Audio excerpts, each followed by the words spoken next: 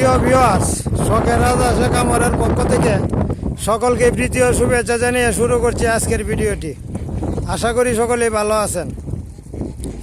আজকের বিষয়টা হলো সবুজ ঘাসের পরিবর্তে পানির তলদেশে যে সবুজ উদ্ভিদগুলো হয় এটি কীভাবে খায় সেই খাদ্যটা আপনাদের সাথে শেয়ার করবো এবং দেখাবো ভিডিওতে। যে দেখেন, এই যে পানির নিচে কিছু ঘাস আছে, জলজ উদ্ভিদ, এইগুলা দেখেন এই যে কীভাবে তুললে খাইতেছে।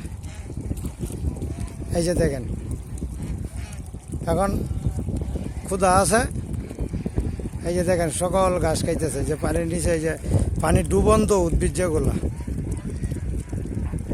এই যে খাইতেছে। আর এইগুলোই পুষ্টি সমৃদ্ধ খাদ্য। এই খাদ্যটায় তাদের পেটও ভরে, তাছাড়া এটা শক্তি যোগায় বেশি। এই যে দেখেন সব হাঁসগুলা খাদ্য গ্রহণ করতেছে। এই খাদ্যটা খাওয়ার পরে আরও 1 ঘন্টার মতো সময় আর খাদ্য খাবে। খাওয়ার পরে আবার গোসল দিবে, নদীতে নিয়ে যাবে। নদীতে নিয়ে যাওয়ার পরে গোসল দিবে। গোসল দেওয়ার পরে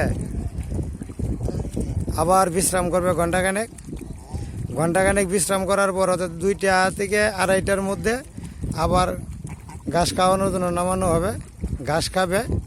খাওয়ার পরে এর পার্শ্ববর্তী আরেকটা খামার দেখেন, পাতি হাঁসের খামার। 2টা একসাথেই থাকে। এই যে 2টা একসাথেই আছে খামার।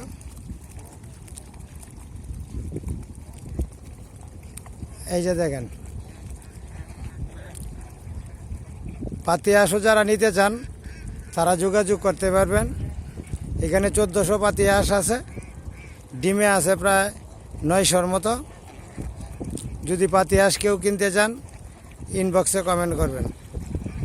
রাজা হাঁসের বাচ্চা যারা নিতে চান তারাও ইনবক্সে কমেন্ট করবেন। আগে আসলে আগে পাবেন। A গ্রেডের বাচ্চা স্বল্প মূল্যে দেওয়া হবে। এই যে দেখেন খাদ্য খাইতেছে। এই যে দেখেন খাদ্য খাইতেছে। এই যে দেখেন খাদ্য খাইতেছে।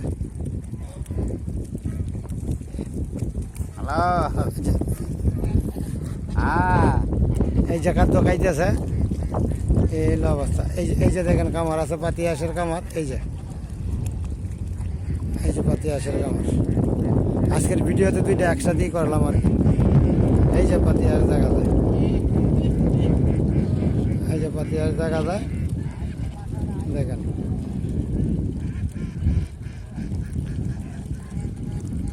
যাই হোক, অনেক কথাই বললাম, হাঁসের খাদ্যও দেখালাম।